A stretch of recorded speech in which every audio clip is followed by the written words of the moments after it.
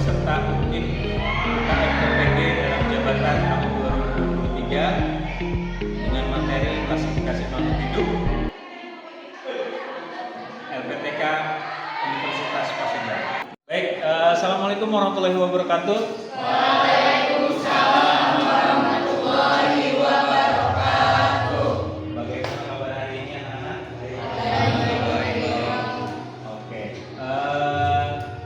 Sebelum kita memulai pembelajaran, marilah kita berdoa bersama-sama terlebih dahulu agar pembelajaran kita pada kesempatan hari ini senantiasa ada dalam ridho sama Allah Subhanahu wa taala. Bapak minta tolong kepada ketua kelas untuk memimpin doa. Silakan. Duduk siap. Siap. Sebelum kita memulai pelajaran hari ini, banyak kita berdoa terlebih dahulu. Berdoa dalam hati, dimulai.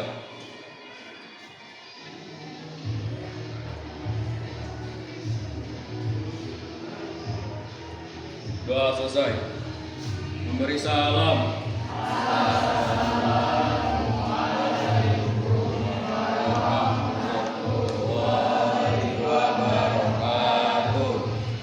Waalaikumsalam warahmatullahi wabarakatuh.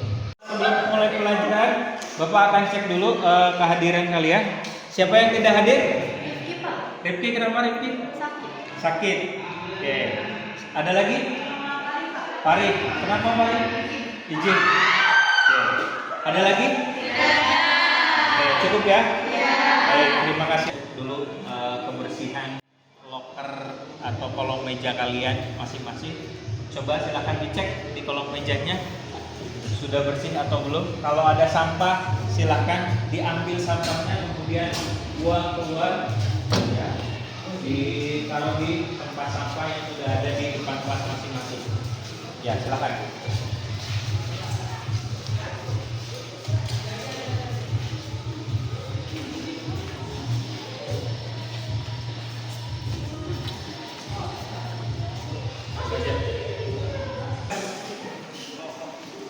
Baik, silakan duduk kembali.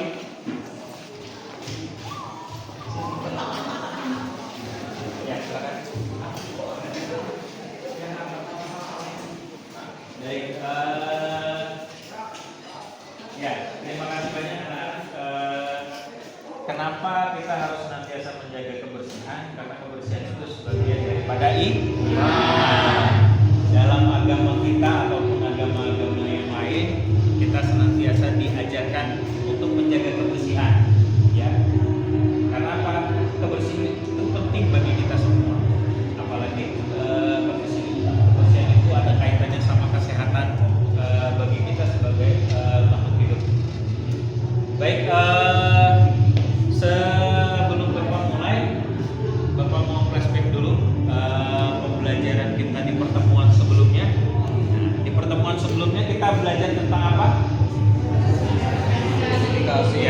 Klasifikasi makhluk hidup. Nah, pertemuan sekarang Bapak akan bisa dipahami?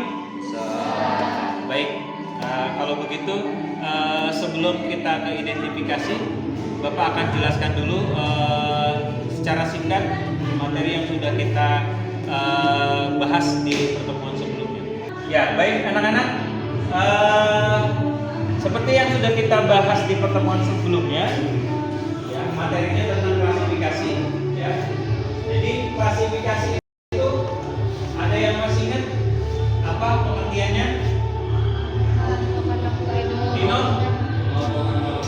Pengelompokan makhluk. Oke, pengelompokan makhluk hidup.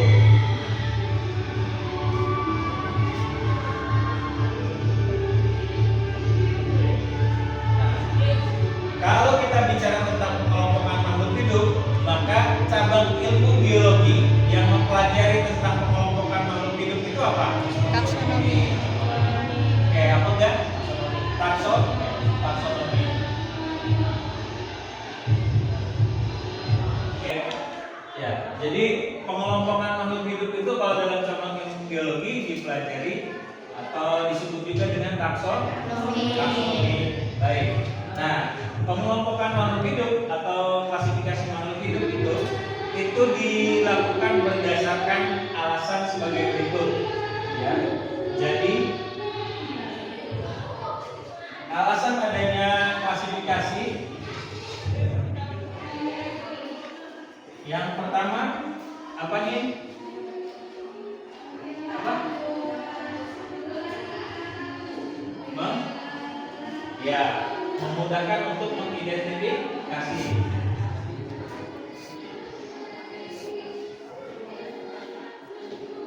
Kemudian yang kedua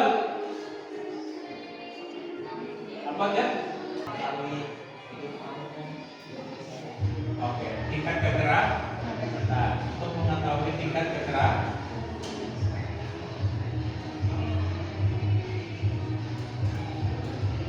yang ketiga apa?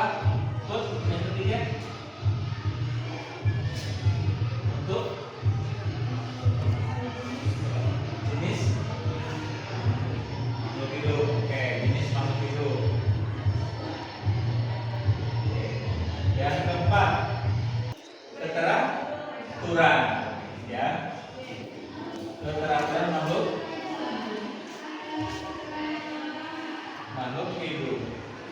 Oke, nah ini keempat alasan dilakukannya klasifikasi. Yang pertama, agar dapat memudahkan mengidentifikasi setiap makhluk hidup. Kemudian mengetahui tingkat kekerabatan makhluk hidup. Kemudian yang ketiga, agar adanya keteraturan pada setiap makhluk hidup. Nah, kemudian selain alasan, ya, ada cara yang dilakukan untuk mengklasifikasikan atau mengelompokkan makhluk hidup. Nah, pakai 3 kunci gerigi, ya. 3 kunci geriginya Abu, Filo. Nah, A-nya alami, kemudian B-nya buatan, kemudian Filonya filogenetik. Kalau yang alami berdasarkan apa? Oke, bentuk.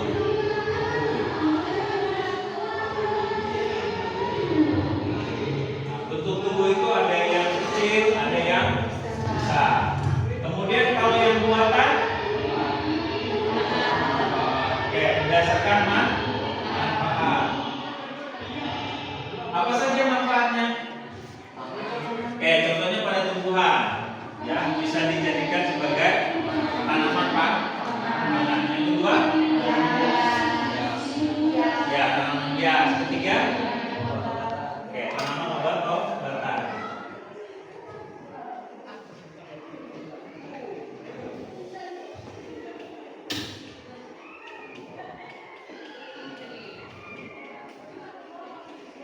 Terakhir yang ketiga, filogenetik. Berdasarkan apa? DNA, ya. Jadi berdasarkan hasil analisis DNA. Karena dalam setiap makhluk hidup itu, ya, baik hewan, manusia, tumbuhan atau mikroorganisme punya yang namanya DNA. Oke. Baik. Selanjutnya dalam klasifikasi itu ada tingkatan takson. Nah, tingkatan takson itu dimulai dari yang paling besar ke yang paling kecil. Oke. Kalau yang paling besar pertama apa? Oke, kingdom. Kemudian yang kedua, phylum. Kalau phylum untuk hewan, kalau untuk tumbuhan, divisi, ya. Jadi atau divisio. Kemudian setelah phylum, kelas. Selanjutnya ordo. Next, family. Genus. Terakhir, spesies. Nah, inilah tingkatan taksonomi yang selalu digunakan, ya, oleh para ilmuwan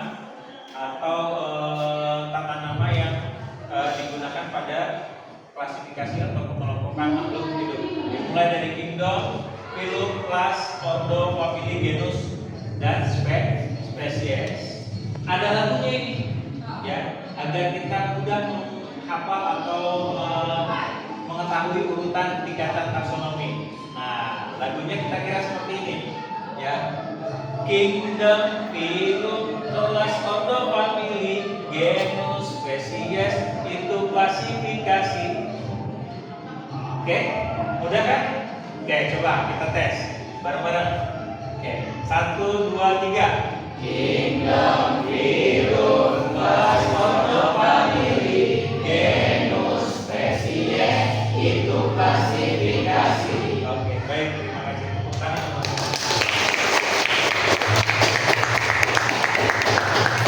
Ya, baik.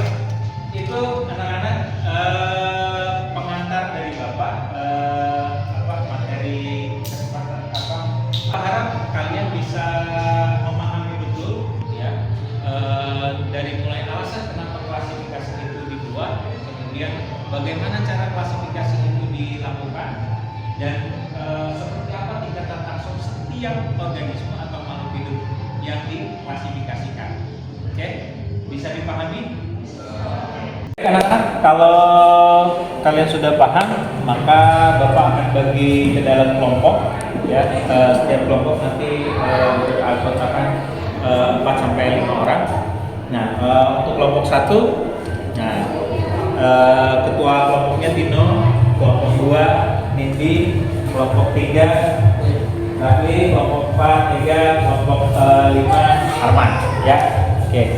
Baik, setelah ini nanti kalian akan mengidentifikasi tanaman di lingkungan sekolah menggunakan aplikasi planet. Oke, baik. Sebelum itu Bapak mau bagikan dulu data KPD-nya. Ketua kelompoknya silakan maju depan.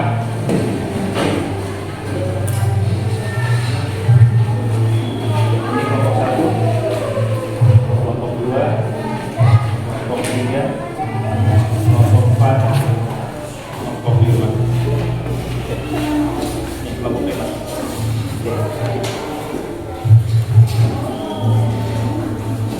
Baik. Nah, LKPD ini sudah Bapak bagikan. Nanti lembar kerjaan tersebut kalian isi sesuai hasil identifikasi yang kalian dapatkan, ya, berdasarkan tumbuhan atau organisme yang sudah berhasil kalian identifikasi, ya. Baik. Bisa dipahami? Kalau bisa dipahami, kita mulai sekarang identifikasi tanaman atau tumbuhan yang ada di lingkungan sekolah kita. Boleh silakan kita menuju langsung ke halaman sekolah kita.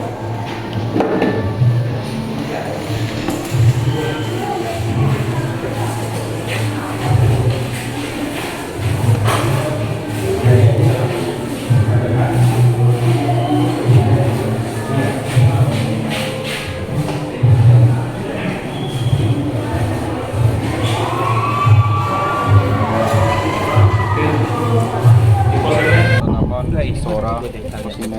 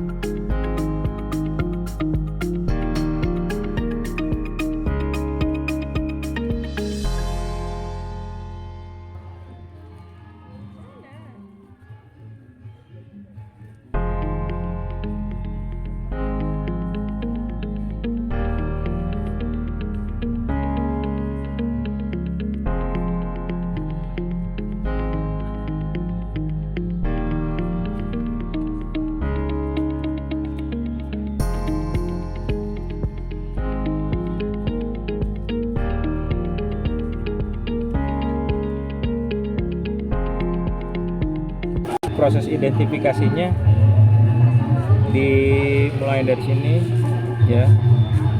Oke, nah ini kan. Oke.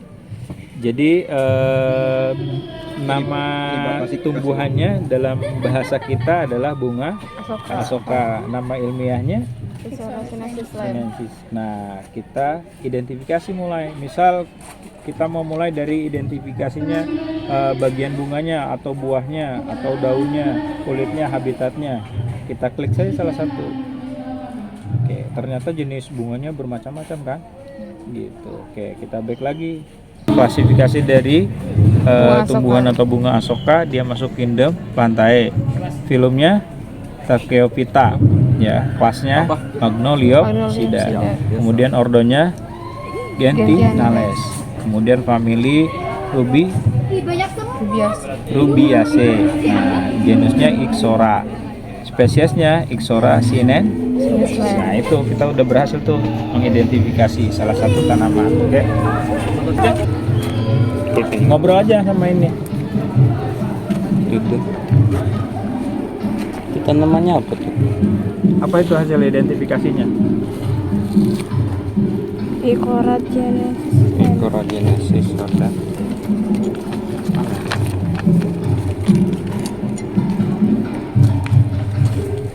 Terus apa lagi? Ixora genesis.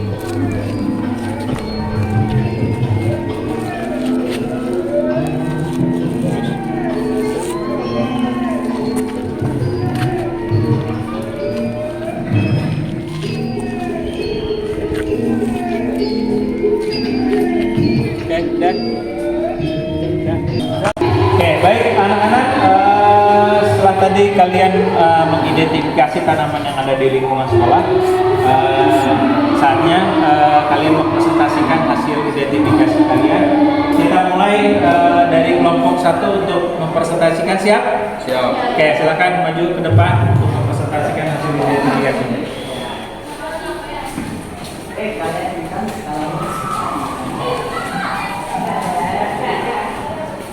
Oke, pembukanya perhatikan. Assalamualaikum warahmatullahi wabarakatuh.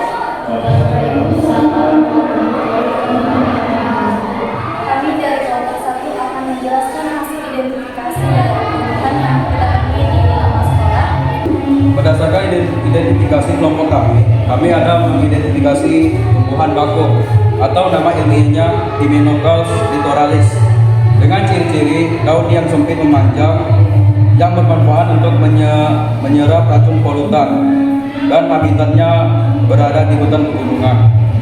Yang kedua, kami ada mengidentifikasi cermai Belanda atau nama ilmiahnya Eugenia uniflora. Ciri-cirinya daunnya tunggal dan meruncing. Manfaatnya menurunkan kolesterol dan berada di tempat yang lembab. Yang ketiga ada lidah mertua atau nama ilmiahnya Dracaena tripaslata dengan ciri-ciri memiliki daun yang keras. Manfaatnya baik untuk penderita alergi dan habitatnya berada di mana saja.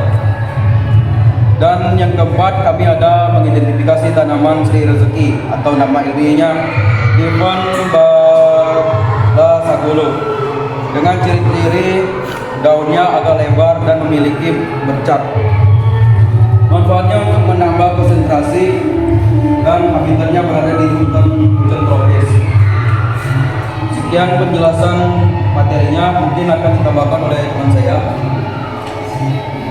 Saya akan membacakan klasifikasi tanaman bakung dari tingkatan takson.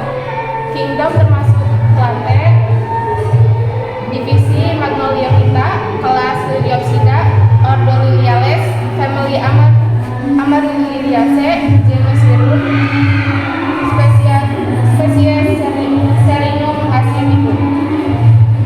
Terima kasih atas perhatiannya. Itu tadi identifikasi tumbuhan yang ada di lingkungan kita. Kami dari kelompok 1 izin undur diri. Wassalamualaikum warahmatullahi wabarakatuh.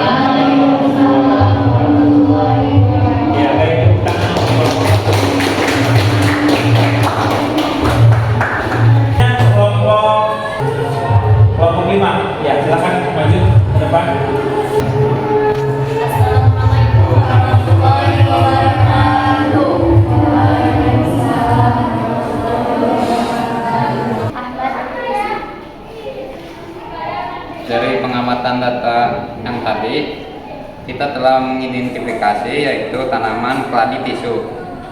Nama ilmiahnya itu Canadium bicolor, dan ciri-cirinya itu daunnya membentuk hati. Manfaat keladi tisu itu mengobati kanker dan habitatnya di tempat yang lembab. Terus ada juga lidah katak, Lideboria socialis, berumbi dan daun. Manfaatnya itu sebagai hiasan dan habitatnya di tempat teduh. Nama tumbuhan yang lainnya juga ada aglonema. Nama ilmiahnya adalah aglonema comutum spor. Ciri-cirinya itu akar serabut dan manfaat mengurangi stres.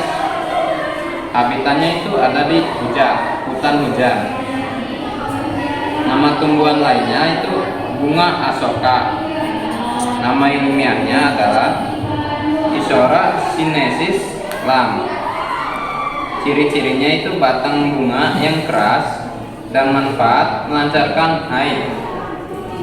Habitatnya ada di hutan. Terima kasih Saudara Ahmad. Selanjutnya akan disampaikan oleh Saudari Alma. Saya akan membacakan berdasarkan tingkat anatominya, tingkat taksonominya. Yang pertama ada gendong, termasuk Plantea, Pilum Tracheophyta, kelas Magnolidopsida, ordo Lamiales, famili Lamiaceae, genus Clerodendrum L, spesiesnya Clerodendrum spanless. Sekian dari kami. Kurang lebihnya maaf. Assalamualaikum warahmatullahi wabarakatuh. Waalaikumsalam. Ya, baik.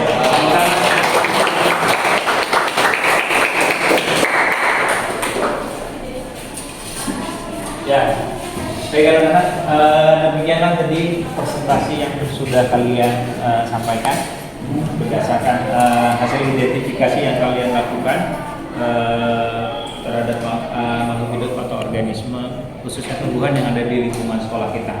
Oke, baik. Sebelum kita akhiri pembelajaran kita hari ini, mari kita sama-sama membuat kesimpulan pada pembelajaran kita siang hari ini.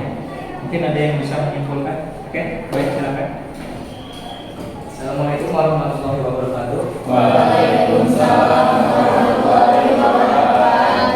Di sini saya akan menyimpulkan dari pembelajaran hari ini. Di hari ini saya belajar tentang banyak pengalaman tentang makhluk hidup, khususnya tumbuhan, dan saya menyadari bahwa pentingnya mengelompokkan makhluk hidup di muka bumi. Oke, ya, terima kasih Bu. Baik, seperti yang tadi Ega sampaikan bahwa penting untuk kita mempelajari pengelompokan makhluk hidup. Ya, salah satunya makhluk hidup tumbuhan yang tadi sudah kita identifikasi dan ternyata beraneka ragam ya. Di lingkungan sekolah kita saja sudah cukup banyak. Nah, yang perlu kalian pahami bahwa ternyata pengelompokan yang kita lakukan itu banyak manfaatnya. Gitu. Ketika kita berhasil mengidentifikasi atau mengelompokkan makhluk hidup yang ada di lingkungan sekolah kita atau tumbuh-tumbuhan yang ada di sekolah kita, itu ternyata kita tahu gitu, manfaat, ya, kemudian kegunaan dari setiap makhluk hidup atau tumbuhan yang ada di lingkungan sekolah kita. Gitu. Contohnya ada tanaman yang bisa kita jadikan sebagai bahan obat-obatan, yang itu ternyata punya nilai ekonomis, gitu. Dan itu bisa menunjang pada konsep kewirausahaan yang sekarang senantiasa kita galakan. Nah, kemudian ada tanaman yang masuk ke dalam kelompok tumbuhan atau tanaman pangan, yang itu menjadi bahan dasar kebutuhan pokok kita sebagai organisme, khususnya kita manusia, yang dalam setiap hari ya itu harus selalu mengkonsumsi makanan, dan itu kita peroleh semuanya dari tumbuhan. Kemudian ada tanaman yang ternyata bisa dimanfaatkan untuk tanaman hias, memperindah halaman atau ruangan tempat tinggal kita.